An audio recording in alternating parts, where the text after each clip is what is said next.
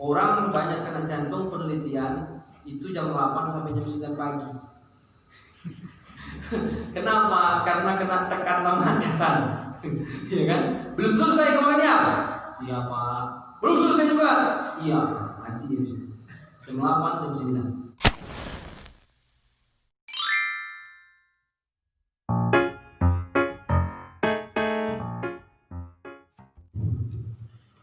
Bismillahirrahmanirrahim. Assalamualaikum warahmatullahi wabarakatuh. Waalaikumsalam warahmatullahi wabarakatuh. Innal hamdalillah nahmaduhu wa nasta'inuhu wa nastaghfiruh wa na'udzu billahi min shururi anfusina wa min sayyiati a'malina. May yahdihillahu fala mudilla lahu wa may yudlilhu fala hadiya lahu. Asyhadu an la ilaha illallah wahdahu la syarika lahu wa asyhadu anna Muhammadan 'abduhu wa rasuluh la nabiyya wa la rasula ba'da amma ba'd. Bapak-bapak, ibu-ibu jamaah Masjid Nurul Huda yang dimuliakan Allah Subhanahu wa taala. Alhamdulillah, bersyukur kepada Allah atas limpahan kenikmatan yang sangat banyak.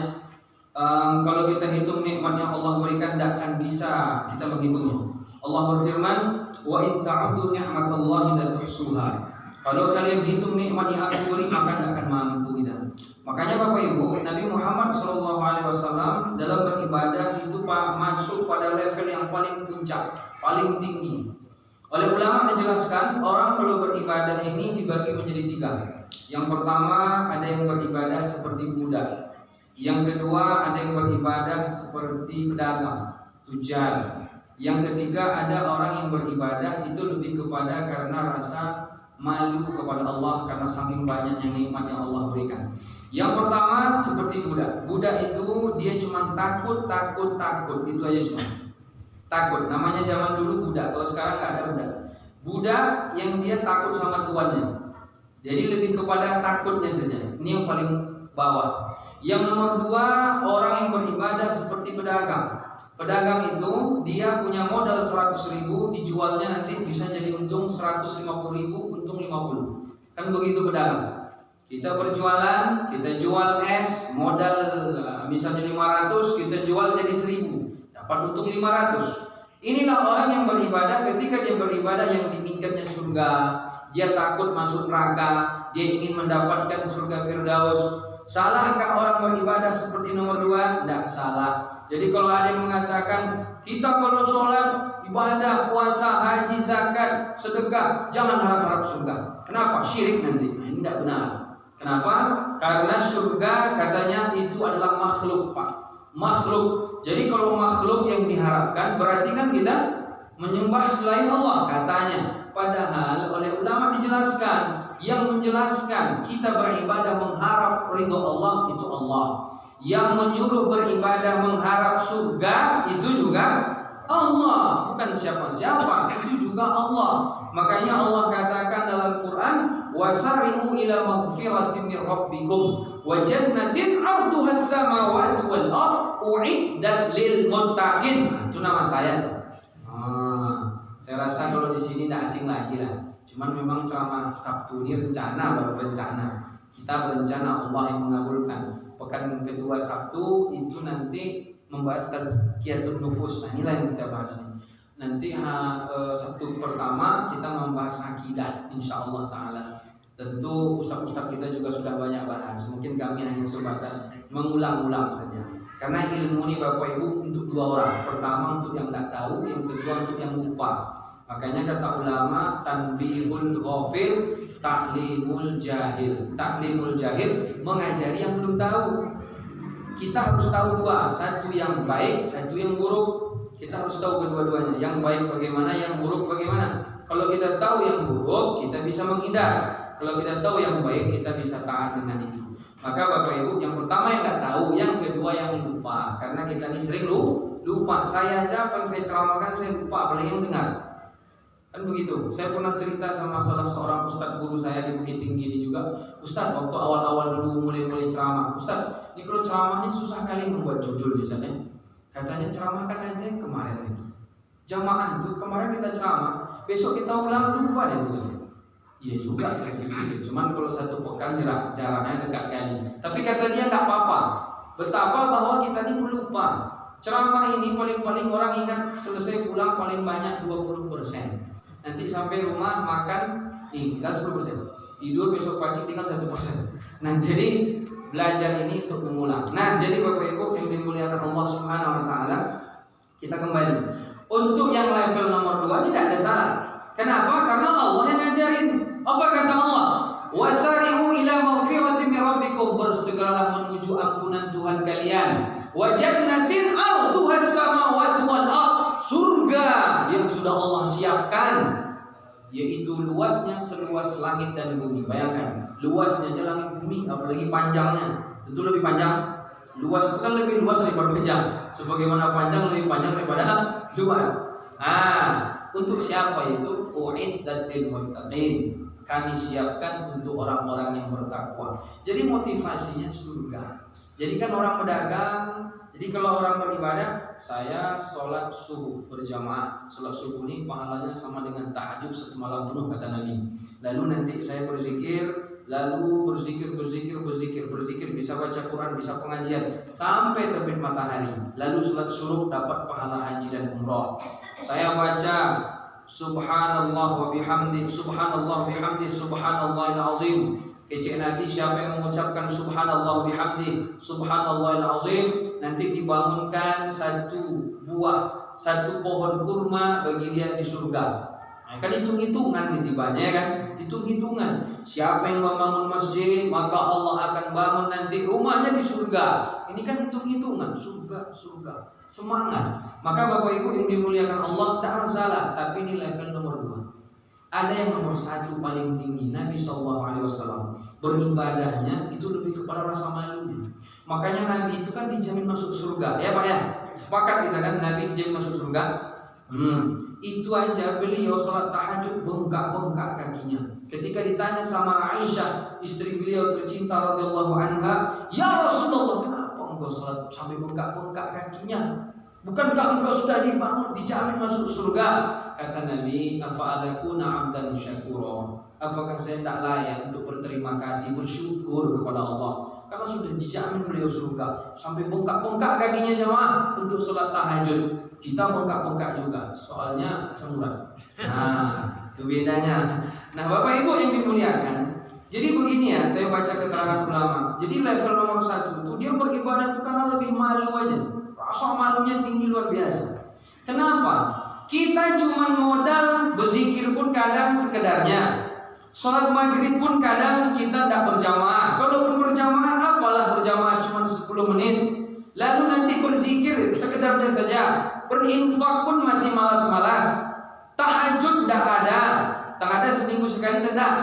Sholat Jumat antara 2. Kalau datang telat cerita, datang duluan dan tidur. Nah, kalau pengajian pun sekali-sekali aja. Pokoknya taat sama Allah tuh tidak imbang dengan apa yang Allah berikan sama dia. Coba orang kalau sudah sakit baru dia tahu. Orang untuk oksigen saja menghirup oksigen 1 kali 24 jam kalau dibeli udah berapa juta. Lalu nanti mata, 2 mata ini diambil sama Allah digantikan dengan dunia dan isinya saya rasa tidak ada yang mau. Ya kan Pak? Mana ada yang mau? 2 mata diambil tapi diambillah dunia itu. Tidak ada guna. Belum 2 telinga, belum lagi nanti gigi, belum lagi jantung, segala macam. Belum lagi yang di luar tubuh kita, anak, istri, keluarga, rumah, semuanya. Itu kan banyak. Sementara yang kita berikan sama Allah apa? Allah tidak butuh ibadah kita. Allah tetap mulia dan paling mulia kalaupun kita tidak menyembahnya, dan Allah tidak akan hina kalau kita menghina, tidak beribadah sama dia. Karena itu semua kembali kepada kita. Wa may yashkur fa innama yashkuru li nafsi. Siapa yang bersyukur itu kembali sama dia. Kalau kita sholat masuk surga, kalau maksiat masuk neraka. Nah, maka Bapak Ibu yang dimuliakan Allah Subhanahu wa taala, Allah tidak butuh ibadah kita. Cuma Allah ingin menguji kita sejauh mana ketaatan kita kepada Allah Subhanahu wa taala. Jadi ibarat beginilah. Kita kerja, masuk kantor atau kita kerja di toko jadi karyawan. Masuk jam 8 pagi, pulang jam 5 sore. Satu hari 8 jam. Tapi kalau ini jam 8 sampai 9, ini 5 jam. Sampai jam 5, berarti 9 jam. Orang standarnya 8 jam. 8 jam kerja, itu gaji sebulan berapa itu? 3 juta. UMR 22, anggaplah 3 juta. Tapi ada orang kerjanya 8 jam digaji 200 juta. Berani tidak dia telat-telat datang? Dan berani tidak dia pulang duluan? Berani? Tidak berani. Karena harusnya saya kalau cuma 8 jam gaji saya cukup 3 juta udah layak digaji 3 juta. Layak gitu. Kalau di bawah itu 1 juta itu kan mungkin kurang layak karena 8 jam. Tapi ada. Tapi ini sama Allah enggak. Kita beribadah, mungkin kita ibarat bekerja 8 jam, digajinya itu bukan 3 juta, tapi 200 juta. Malu enggak kita? Enggak sesuai antara ini, enggak sesuai dengan jasa yang kita berikan dengan upah yang kita terima. Begitu pula dengan cuma modal maghrib tadi, Allah masih kasih kita nikmat, masih bisa makan, masih bisa minum, masih bisa punya kendaraan, gratis oksigen, bisa gratis melihat. Orang itu akan tahu betapa mahal nikmat kalau sudah hilang. Orang kalau akan merasakan, nah, nikmat sekali, nikmat bisa melihat ini kalau udah hutang. Saya ada jamaah di Bukit Tinggi, kami panggil dia, bukan kami panggil, ada salah seorang Pak Haji, dia manggil sembarangan aja. Imam Mahdi panggil namanya. Karena dia buta pakai tongkat, ya kan? Pakai sorban. Kalau udah ketemu, saya kena tausiah sama dia. Tidak kita yang tausiah. Saya tausiah pas di mimbar aja, turun saya kena tausiah. Nah itu pula. Ada orang-orang memang dia tausiahnya face to face, mimbar tidak main, ya kan? Tapi ada pula orang kayak saya, kayak kawan-kawan, dia pas di mimbar ya lah katanya. Apa turun tidak bisa lagi kan? Dia kayak gitu, dia buta, dia dulu pemabuk, pokoknya apalah semua udah dirasakan. Saking dia mabuknya tingkat tinggi, minum tua oplosan, buta. Tapi waktu itu disitu dapat hidayah, taubat ya, alhamdulillah. Dan ingatannya sangat kuat, karena tidak ada lagi maksiat mata. Sehingga Bapak Ibu yang dimuliakan Allah, itu semuanya dia kalimatnya baik-baik aja semuanya. Allah berikan dia nikmat dan dia baru tahu betapa besar nikmat bisa melihat ketika sudah meninggal. Kita tuh begitu juga. Kita punya orang tua, kita punya anak, punya suami, punya istri. Kita bosan, kita merasa kecewa. Tapi setelah dia tiada, baru kita tahu betapa mahal. Jadi sesuatu itu terasa mahal kalau dia nggak ada lagi. Tapi kalau masih ada, kita sepele. Makanya orang ketika nanti dia sudah mati, dia ingin balik ke dunia. Karena selama ini dia meremehkan dunia. Bagi dia 1 hari. Jangankan 1 hari, kita kalau nanti sudah mati masuk kubur, masuk alam barzah, 1 detik saja, astagfirullah, 1 detik, itu sangat mahal itu. Makanya Bapak Ibu yang dimuliakan Allah Subhanahu wa taala, ini nikmat sangat banyak Allah berikan. Maka mudah-mudahanlah kita berusaha untuk level nomor 1. Kita merasa malu dengan nikmat yang sangat banyak Allah berikan, tapi ternyata yang kita haturkan sujud kita cuma entah berapa, infak kita entah berapa, itu pun kadang bercampur pula sama riya, kan begitu kadang-kadang. Jadi inilah mudah-mudahan termasuk kita hamba Allah yang bersyukur.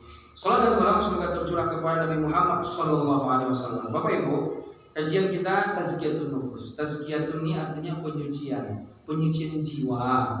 Kadang-kadang ada orang berilmu tapi jiwanya tidak suci. Berilmu dia, tapi hatinya tidak suci. Dia masih sombong dengan ilmunya. Dia merasa angkuh dengan apa yang kelebihan dia miliki, sehingga nanti di hari kiamat masuk neraka. Ya, nah sehingga dia mudah saja mencaci, mencemooh, merendahkan orang lain. Dia berilmu, ternyata tidak cukup orang itu hanya cukup berilmu saja. Dan tidak cukup juga kalau hanya sebatas orang itu ibadah luar nampak saja, seperti sholat, seperti puasa, seperti zakat, seperti haji, saum, segala macam. Tidak cukup ketika hatinya tidak disucikannya. Dari hal-hal apa? Banyak. Seperti contohnya iri, dengki, sombong, kemudian merasa paling hebat selalu di mana-mana, juara 1 di mana-mana dia jadi rujukan. Ini tidak terasa. Justru kadang-kadang malah ulama bisa kena. Dan itu yang paling sering justru. Maka Bapak Ibu, ini perlu kita mengkaji. Kalau biasanya kan kajian kan fikih, ya kan? Itu jelas. Fikih itu apa Ustaz? 5 wajib, sunnah, mubah, makruh, haram. Biasanya juga akidah, ya kan? Kufur mukmin, setan apa lawan itu? Nabi Adam, kan? Iblis lawannya Nabi Adam, Lahab lawannya Nabi Muhammad. Nah, kayak gitu akidah, itu kan? Adab itu bagaimana? Oh, adab makan, Rasulullah makan bagaimana? Menasihati yang lebih tua, menasihati yang sesama, menasihati yang di bawah. Nah, itu adab. Nah, jadi Bapak Ibu, akhlak yang dimuliakan Allah Subhanahu wa taala, ini perlu kita belajar tazkiyatun nufus. Bapak Ibu, kita berlandaskan untuk mengawali kajian ini kepada hadis Nabi Shallallahu Alaihi Wasallam, yaitu dalam hadis riwayat Bukhari Muslim. Apa kata Nabi Shallallahu Alaihi Wasallam? Kata Rasulullah, ala inna fil jasadi mudghatan. Dalam jiwa kita ini ada segumpal daging. Idza sholahat, kalau dia baik dia, sholahal jasadu kullu, baik pula semua badan. Jadi anggota tubuh kita ini ada rajanya. Tangan ini anggotanya, mata anggota, otak yang akal ini masih anggota. Ibarat negara, dia presidennya ada. Dalam tubuh kita ini ada presidennya. Nah, maka Bapak Ibu, inilah kata Nabi, dalam jasad kita ada segumpal daging. Idza sholahat sholahal jasadu kullu. Kalau dia baik yang lain. Wa idza fasadat, kalau dia rusak, hancur dia, fasadat jasadu kullu, maka jasad itu pun akan hancur. Apa itu? Ala wahiyal qalbu. Itulah dia qalbun, hati kalau diterjemahkan orang. Saya baca-baca apa beda hati. Ini hati maksudnya apa? Apakah hati liver itu? Yang liver menyerap racun, yang kata orang kalau tidur malam itu nanti paling lama jam 11, yang berkualitas tidur itu jam 11 malam sampai jam 1 malam yang berkualitas. Nah, jadi kalau ada orang masih bangun dari jam segitu 11 sampai jam 1 itu nanti racun-racunnya masuk lagi ke tubuh dia.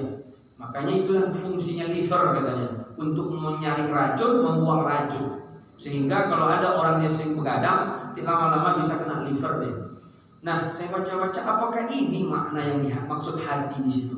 Ternyata Bapak Ibu, yang dimaksud hati adalah dua. Pertama, hati secara zahir, yang kedua hati secara batin. Hati secara zahir maknanya apa? Qalbun. Maksudnya qalbun secara zahir maknanya apa? Jantung ini kan raja dari semua organ tubuh kita. Ya. Bapak kalau pingsan, itu dokter yang diperiksanya apa? Ada diperiksanya misalnya cek gigi dulu, mana kayak gitu, atau ujung kaki mana ada itu rukiah itu, ya kan?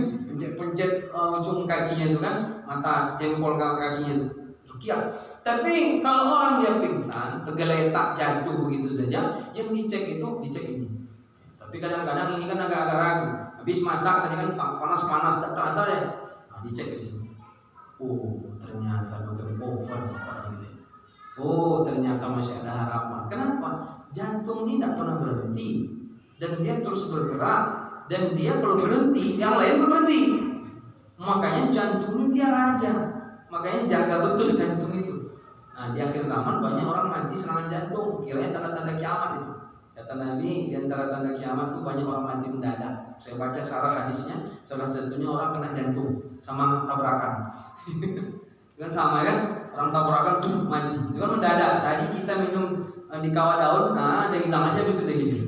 Nah, jadi Bapak Ibu, ini makna zahir jantung. Tapi yang dimaksud di sini makna batin. Apa itu? Yang dimaksud dengan qalbun adalah perasaan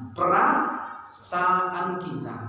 Bapak kalau lagi sedih, mau banyak uang, mau gimana pun, air mata jatuh enggak? Bisa jatuh enggak? Jatuh. Kalau hati kita lagi sedih, itu pikiran itu enggak apa dia? Ngikut dia kan? Otak kita ikut, lalu tangan, badan semuanya lemas semua. Kenapa? Karena perasaan lagi sedih. Lalu ketika kita lagi senang, lagi bahagia, itu nanti bagaimana? Fisik kita pun akan kuat. Lalu yang lain pun akan fresh kan? Itulah dia. Nah, maka Bapak Ibu, perasaan kita ini yang memegang siapa? Allah. Kata Nabi dalam hadis, inna quluba bani Adam, hati anak Adam itu baina isba'in min asabi rahman, di antara jari jemari Allah.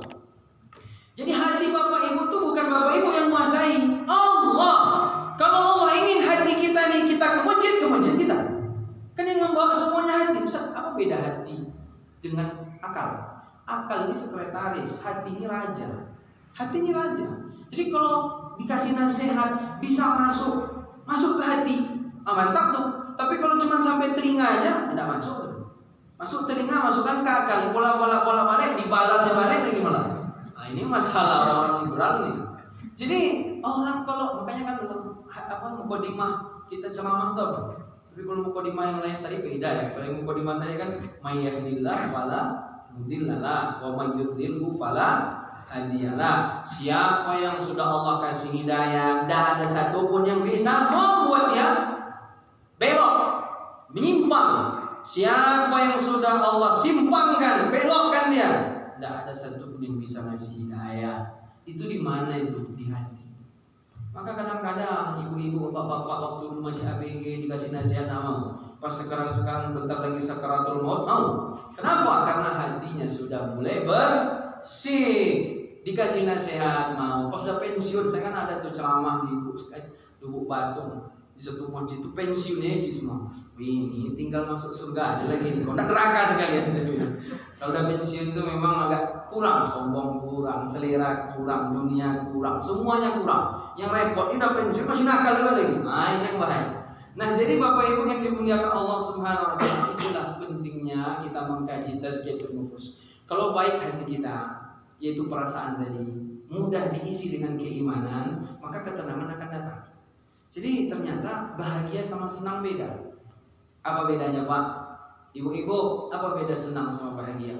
Selama ini tinggi sekolah, tapi memang dalam hal kayak ini nggak nyampe pikiran.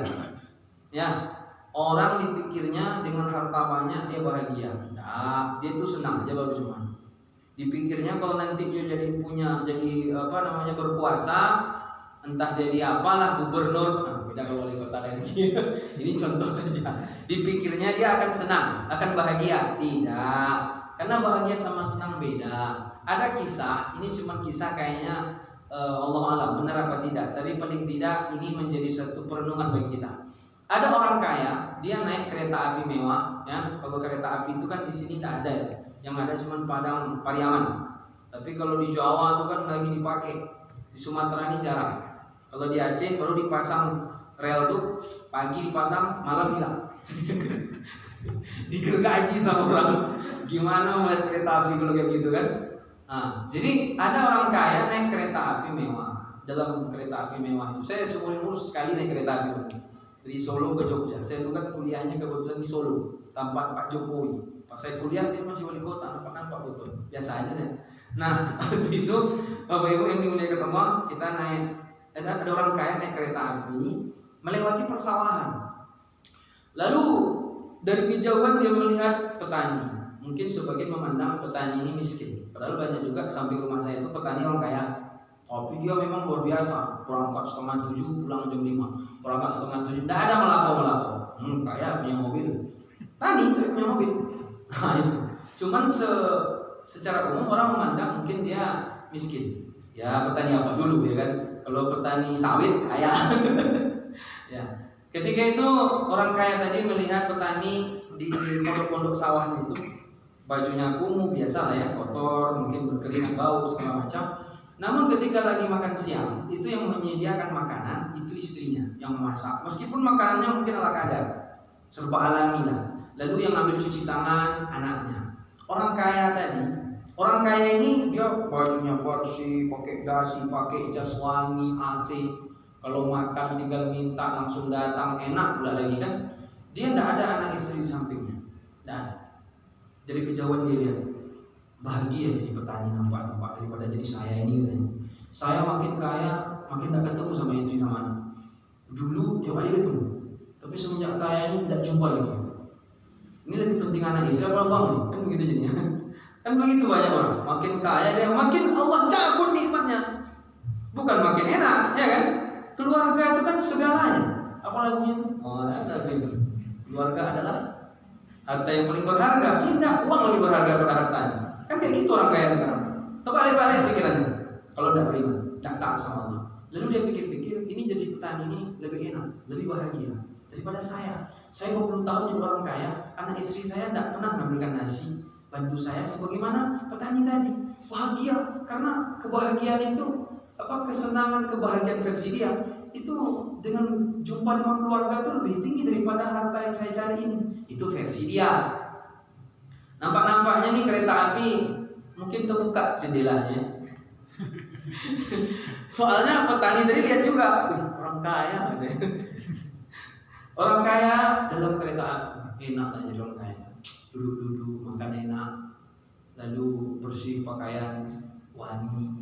makan enak, uang banyak, duduk-duduk aja dari HP. Sementara saya nyangkul-nyangkul, kena kotoran segala macam, berkeringat, bau segala macam.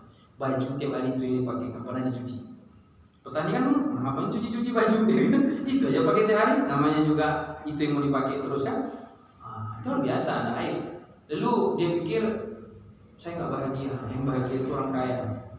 Jadi Bapak Ibu, ini aneh yang kedua-kedua orang ini ya. Yang orang kaya bilang petani yang bahagia, yang petani bilang orang kaya yang bahagia. Sebenarnya yang bahagia siapa di antara mereka ini? Kalau di antara Bapak Ibu menjawab dari mereka berdua ini siapa yang bahagia? Tadi Sebenarnya tidak ada yang bahagia. Soalnya dia sendiri tidak bahagia katanya kan. Jadi kita, kata Profesor Dr. B.J. Habibie, kita tuh sering begitu. Nampak apa yang ada sama orang, kita bilang enak kali lah jadi dia tuh. Saya ini aja tersiksa dari nampaknya. Dia PNS, saya belum. Yang PNS tadi bilang enak, jadi kayak gitu tuh. Semenjak PNS ini tidak pernah berhenti hutang. Cicilan aja terus ya kan, riba lagi. Nah, gimana coba? Jadi kadang-kadang begitu betul kata Profesor Dr. B.J. Habibie. Kan dalam hadis Nabi, kalau dalam masalah dunia, jangan lihat orang di atas, lihat yang di bawah. Bersyukur kita. Tapi kalau masalah akhirat, lihat orang di atas.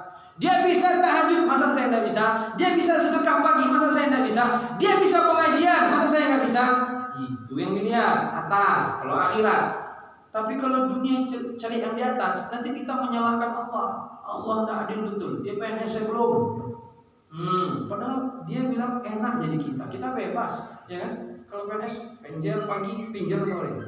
Saya itu agak susah dan malas ya. Cuman enggak juga, ya kan? Bapak saya almarhum PNS, abang saya PNS, saya enggak, ya kan? Nah, jadi Bapak Ibu yang dimuliakan Allah, kita tuh gitu sering. Orang kita lihat lebih enak pada kita, padahal dia lihat kita lebih enak kita pada dia, katanya. Nah itulah. Dan manusia itu begitu. Laukan libni Adam wajin min dhahabin lam tabu ilaihi masalisan. Kata Nabi, anak Adam memang mengerikan. Dikasih 2 lembah isinya emas, bukan cadas. Emas, rambuti, Usman Manan, kumpul semua. Itu yang saya tahu boleh begitu. Itu emas 2 lembah itu, mesti minta yang ketiga. Dari kasih yang ketiga, minta yang keempat. Bapak Ibu kan kayak gitu. Berapa sebulan penghasilan 6 juta? Kurang. Target 10, udah dapat 10 kurang juga.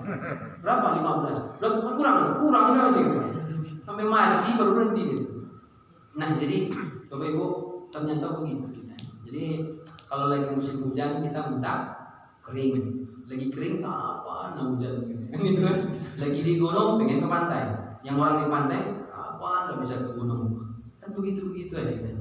Nah, jadi Bapak Ibu yang dimuliakan Allah, ternyata tidak bisa orang membedakan senang sama bahagia.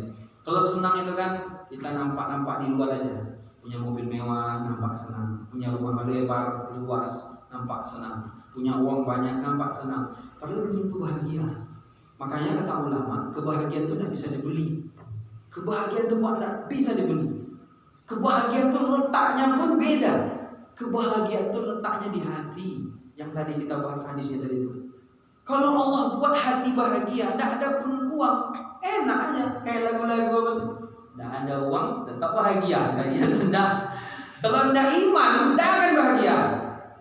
Kalau tidak ada iman dia, kalau imannya kurang, kalau imannya itu tidak utuh, yang usul imannya kurang. Yang dia tahu, yang penting makan.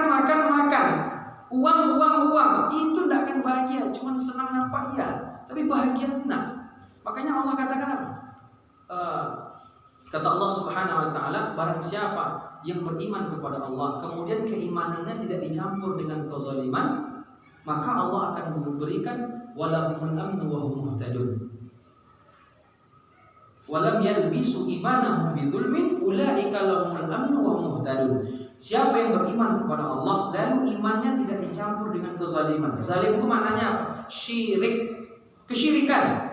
Orang kalau dia cinta dunia berarti dia menuhankan dunia. Kan syirik itu namanya. Jadi dunia itu jadi Tuhan bagi dia. Kalau orang dia menuhankan harta, berarti Tuhan itu jadi Tuhan ibadah sama dia. Berarti apa? Syirik dia. Kalau orang dia sudah berbuat syirik kepada Allah Subhanahu wa taala, maka dia melakukan kezaliman. Jadi kalau orang dia beriman lalu meninggalkan kezaliman, kesyirikan, ulaika lahumul aman. Allah akan berikan ketenangan. Tenang dia. Tenang itu letaknya di mana? Di hati. Uang banyak semuanya ada kita punya. Kalau hati Allah buat gaduh, Allah buat hati kita sedih, menangis, Allah buat hati kita gundah-gulana, khawatir, susah. Makanya ketika Nabi SAW dikejar-kejar sama orang kafir Quraisy, sembunyilah Nabi di gua Sur waktu itu. Kata Abu Bakar, kalau sempat aja mereka lihat ke bawah, itu langsung nampak kami. Tapi apa kata Rasulullah? La takhaf. Tapi dalam Quran Rasulullah, la takhaf wa la tahzan, innallaha. Jangan takut, jangan sedih. Kenapa? Nabi Allah berikan orang paling tenang hatinya, paling tenang jiwanya. Kenapa? Karena iman. Nabi waktu itu punya apa? Nah, ada harta, nggak ada. Memang nggak ada. Lalu orang mengejar-ngejar dia, tapi tetap tenang. Coba kita lihat ustaz-ustaz hebat kita dulu. Kita lihat ulama-ulama kita dikejar sana, kejar sini, tenang hidup. Padahal dia jadi target, tapi tenang. Kenapa? Ibadahnya kuat. Kalau ibadah kuat, hebat, mantap, tenang. Makanya apa kata Abu Darda? Innama tuqatiluna bi a'malikum. Kalian tuh berperang dengan amal soleh, dengan keimanan. Kalau tidak kuat iman, tak mampu itu. Maka Bapak Ibu yang dimuliakan Allah Subhanahu Wa Taala, kebahagiaan itu letaknya di hati.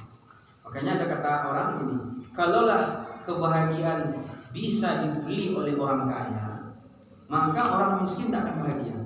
Ya kan kita ya Pak ya. Kalau kebahagiaan itu bisa dibeli sama orang kaya, yang bisa beli orang kaya, tentu orang miskin tidak bahagia. Tapi kan orang miskin layak tidak bahagia? Layak. Tapi kalau kesenangan memang bisa dibeli orang kaya. Tapi kebahagiaan tidak, dan kebahagiaan letaknya di hati. Bukan apa yang nampak di luar. Oh nampak di sini 3 renteng emas, di sini juga. Tapi kiranya hidupnya kacau, tidak bahagia. Banyak orang kaya. Siapa itu contohnya? Jackie Chan. Kok ke Jackie Chan namanya? Jackie Chan itu anaknya 2. Satu mati bunuh diri, satu kena narkoba. Apa yang kurang coba? Apa yang kurang? Nah, ada dia jual bajunya yang sekian puluh tahun laku miliaran untuk infak ke Aceh waktu tsunami. Bayangkan, tapi ketika tidak ada iman, tidak ada guna. Bill Gates, orang paling kaya di dunia, 1 detik penghasilan 5 juta. 1 detik 5 juta. Di atas UMR. Wah, sebulan, 1 detik. 1 menit itu berarti 300 juta penghasilan. Kalau jatuh uangnya 20 juta, diambilnya rugi. Rugi dia. 1 detik 5 juta, 1 menit 300 juta penghasilan dia, 1 menit 300 juta. Kalau jatuh uangnya 20 juta, biarin aja diambil sama orang. Kalau diambil milihnya aja udah habis 10 menit, ya kan? Rugi makanya saya bilang. Tapi sampai hari ini masih cari uang juga. Nah, jadi Bapak Ibu, orang menyangka kebahagiaan itu sama kesenangan. Dan orang pikir kebahagiaan itu didapat dengan harta banyak. Tidak. Justru kalau harta banyak korunnya. Ya kan? Hari ini kan anak disekolahkan pengennya biar kaya, banyak uang, banyak harta. Ya ujung-ujungnya korun lah nanti. Target-target maksimalnya menjadi korun, ditenggelamkan. Itu menandakan bahwa bukan itu yang dicari, ya kan? Lalu kekuasaan pula, ya Firaun lah, ya kan, tinggi-tinggi. Tapi beda sekali lagi. Kalau memang dalam rangka kekuasaan, membela agama Allah, itu tidak ada masalah. Sebagaimana Nabi Yusuf, dia justru menawarkan dirinya di Mesir untuk memimpin Mesir karena dia tahu dia yang mampu dan dia bisa mengajak rakyat Mesir beribadah kepada Allah. Bapak Ibu yang dimuliakan, orang nanti di hari kiamat itu ada yang nggak bisa melihat. Di dunia bisa, di akhirat tidak bisa. Ketika kapan dia melupakan Allah Subhanahu Wa Taala. Makanya Allah berfirman dalam Al-Quran surat Asy-Syu'ara, surat Toha, surat 20 ayat 12, 123, 124. Apa kata Allah? Man a'rada an dzikri, siapa yang berpaling dari mengingat aku. Pagi, apa yang ingat? Pagi, tas, sarapan, habis itu ke kantor, ketemu bos, dikasih tugas, langsung tertekan, mati, kena jantung. Orang banyak kena jantung, penelitian itu jam 8 sampai jam 9 pagi. Kenapa? Karena kena tekan sama atasan. Ya kan? Belum selesai kemarinnya. Iya Pak. Belum selesai juga. Iya, mati ya bisa. Jam 8 jam 9. Nah inilah. Nah jadi Bapak Ibu yang dimuliakan, pagi apa yang diingat? Itu kan, ingat ya Allah. Siang, Allahu Akbar, Allahu Akbar. Kemana? Tidak ada cerita, tidak ada sholat, tidak ada ini. Saya pernah ceramah ke Belilas, ke Riau. Waktu itu pas maghrib kita selesai acara, sholat lah tempat kawan, jamaah juga. Di samping masjid itu ada bengkel. Pas azan maghrib, yang punya bengkel lagi sibuk buka-buka ban. Ban itu kan paling 25.000 lah satunya kan. Itu azan sudah berkumandang 27 derajat di samping rumah dia. Tapi nampak-nampaknya tidak dengar dia. Sibuk juga buka ban. Ini yang ngasih rezeki orang atau Allah sebenarnya. Ini kan perlu dievaluasi sebenarnya kalau bagi dia. Dia ini sebenarnya dicarinya apa? Masa sudah segitu dekatnya masjid samping rumah dia sibuk juga mengerjakan pekerjaan dunianya. Kapan dia akan berhenti sejenak untuk ingat Allah sebentar? Ingat, wa man Allah. Allah dzikri, siapa yang enggak mengingat aku? Yang diingatnya makhluk, yang diingatnya manusia, yang diingatnya gaji bulanan, yang diingatnya pekerjaan, yang diingatnya anak istrinya, yang diingatnya adalah tugas-tugas yang menjadi PR-PR yang diminta orang sama dia. Tapi Allah dilupakan, berpaling dari Allah, tapi dekat dengan manusia. Kan manusia itu makhluk Allah. Kalau Allah mati kan manusia itu mati dia, jadi dapat uang dia. Nah, tapi banyak seperti itu. Allah bilang, man a'rada an dzikri, siapa yang berpaling dari mengingat aku. Contohnya kayak tadi di bengkel tadi. Jangan nanti salah langkah, buat di bengkel ini salah terus sama tadi. Contoh itu mulai teringat sama saya, yang lain lupa. Fa inna lahu ma'isyatan dhanka. Maka orang-orang yang seperti ini maghrib dia enggak mengaji. Oke lah, enggak pengajian enggak apa-apa lah. Pengajian ini kan memang maghrib pula. Kadang-kadang ada yang asam lambung, kan enggak boleh telat. Itu yang lagi cerita. Jadi kalau ada yang seperti itu, tidak ada ingat sama Allah. Ingatnya cuma kalau udah ketemu sama dia, dunianya semua. Kalau dia ke sawah ya bara lado 1 kilo, bara lobak 1 kilo, itu yang pembahasannya. Kalau dia seorang guru, iko anak upayakin, bos PP lu udah bayar deh, iko segala macam, gaji lu terima, tunjangan, apa, sertifikasi, itu yang mana? Tidak pernah ingat Allah, lupa Allah ingat cuma pas hari Jumat aja. Itu benar pada yang di rumah aja nak masjid lah, dengar khotib baca khutbah. Apalagi kalau khotibnya nanti kayak baca mantra, diejeknya pula, tidurlah katanya. Alhamdulillah, enak tidur nih. Makanya saya kalau khutbah itu saya pantai-pantai aja. Soalnya yang kayak gitu ya masih tidur kan. Apalagi alhamdulillah itu lebih susah. Nah, jadi kaset rusak katanya. Bapak Ibu, kembali ya. Kata Allah, siapa yang berpaling dari mengingat aku? Fa inna lahu ma'isyatan dhanka. Kami akan berikan kehidupan yang sempit bagi dia. Sempit. Jadi kehidupan yang enak itu ukurannya bukan harta banyak, bukan jabatan yang tinggi, bukan rumah mewah, tapi ingat kepada Allah. Kenapa? Karena dalam tubuh kita ini ada raja. Rajanya siapa? Hati. Yang mengendalikan hati ini Allah, bukan kita. Apa bisa nanti? Nanti saya jam 9 saya senang bahagia. Tidak bisa. Nanti jam 10 habis itu saya sedih lagi. Bisa nggak? Tidak bisa. Besok pagi mungkin di antara ibu-ibu bapak ada nggak yang lagi sedih sekarang? Itu kan kita berusaha. Gimana sedihnya biar hilang? Tidak bisa kan? Susah. Habis meninggal lagi awak, habis meninggal bini, habis meninggal anak, kan sedih tuh. Yang membuat sedih itu siapa? Allah. Bisa nggak kita kendalikan dulu? Jangan sedih, jangan sedih. Terus bahagia, ketawa-ketawa. Oh gila nih. Nggak bisa. Hati ini Allah yang menguasai. Makanya kata Nabi, hati anak Adam di antara jari jemari Allah, Allah akan bawa kemana pun Allah inginkan. Maka banyak-banyak baca doa, Allahumma ya musarrifal qulub, sarrif qalbi ala ta'atik, wa ya muthabbital qulub, thabbit qalbi ala dinik. Wahai Maha yang membolak-balikkan hati, Allah yang bolak-balikkan. Bolak-balikkan hati cari ketaatan kepadamu. Wahai Maha yang meneguhkan hati, teguhkan hati selalu di atas agamamu sampai mati ya Allah. Itu kita minta. Ini menandakan bahwa hati ini kita tidak menguasai Bapak Ibu. Jemaah yang dimuliakan Allah Subhanahu wa taala. Jadi orang yang dia berpaling dari Allah, yang diingatnya cuma pekerjaan, yang diingatnya adalah hutang-hutang orang ke dia, yang diingatnya pesanan-pesanan orang sehingga dengan itu nanti dia dapat untung. Allah tidak pernah diingat sama dia. Itu Allah kasih orang itu hidup yang sempit. Hidupnya sempit. Ketahuilah bapak-bapak yang sudah ke masjid, istiqomah, ibu-ibu baca Quran, pengajian, ini hidupnya bahagia insya Allah. Cuman kadang kan imannya turun. Nah, pas iman turun itu karena sebab maksiat, di situ pun nanti akan datang pula kesusahan. Lalu nanti setelah itu iman naik, Allah akan berikan ketenangan lagi. Tapi ada pula orang kadang-kadang ketika imannya naik, di situ Allah uji dia. Kesusahan datang, itu ujian, tapi bagi dia hal biasa. Karena bagi orang-orang yang bertakwa, para nabi, orang-orang yang selevel di bawah nabi sedikit, itu iman, itu ujiannya sesuai dengan kadar iman. Jadi Allah ingin pahala banyak sama dia, tapi dia tangguh. Kan ada orang terus diapain sedikit, udah geger deh. Tapi ada pula orang dikit nggak terasa mana, banyak pun nggak terasa mana, kuat. Nah, jadi imannya mantap.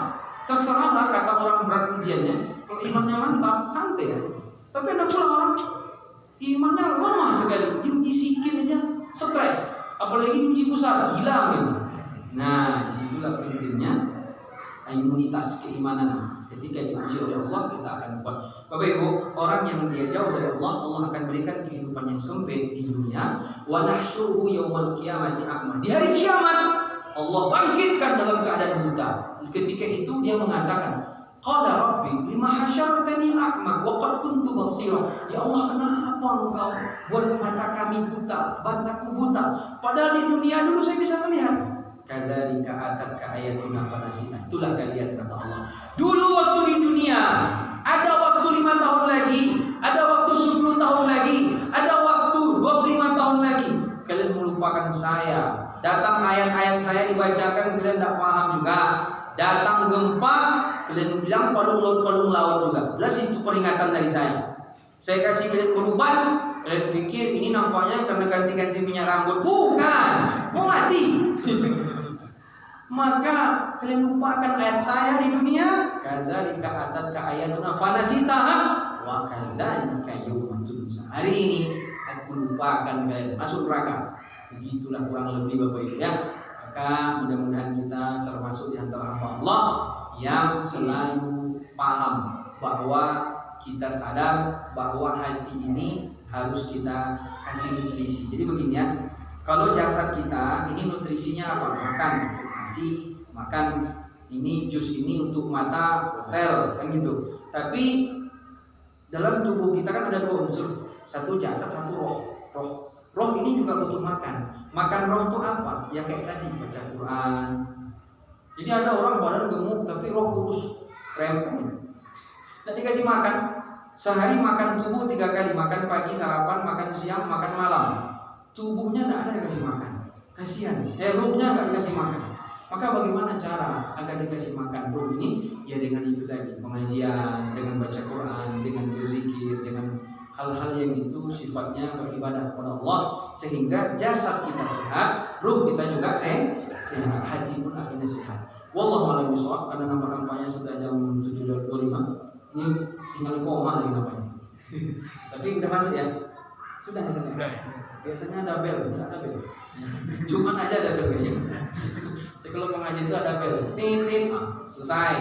Tapi kalau Jumat ini ada juga ya. Tapi insya Allah lah 23 kalau selain atau 20. Cukup sekian. Insya Allah besok kita kaji ciri-ciri hati yang sakit, kemudian ciri-ciri hati yang sehat. Ciri-ciri hati yang sakit itu ada 5. Yang sehat itu ada sekitar 12 kalau tidak salah. Lalu hati dibagi 3, hati yang sehat, hati yang mati, hati yang sakit. Nanti gimana kira-kira posisi hati kita? Nah itulah nanti melambangkan ketenangan kita di dunia ini. Wallahu a'lam bishawab. Mohon maaf atas segala kekhilafan, kesalahan. Mudah-mudahan bermanfaat kami kepada jemaah. Cukup sekian. Assalamualaikum warahmatullahi wabarakatuh.